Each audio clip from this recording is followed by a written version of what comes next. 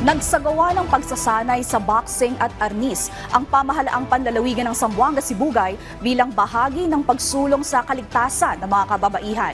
Yan ang balitang pambansa ni Romel Ignacio mula sa Philippine Information Agency, Zamboanga, Sibugay.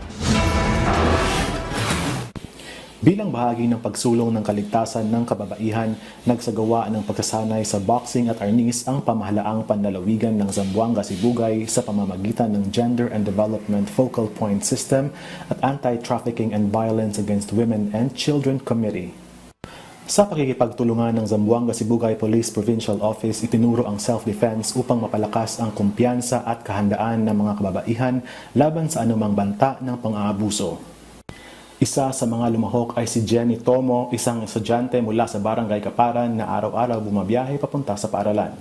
Ngayon, mas kumpiyansa na ako dahil may alam na kong paraan para ipagtanggol ang sarili ko kung sakaling may magtangkang manakit sa akin. Ayon sa GAD, ng pamahalaang panlalawigan, mahalaga ang ganitong pagsasanay upang bigyan ng kakayahan ang kababaihan na protektahan ang kanilang sarili. Ang pagtuturo ng boxing at arnis ay hindi lang para sa kaligtasan ng kababaihan, kundi isa ring matibay na mensahe laban sa gender-based violence.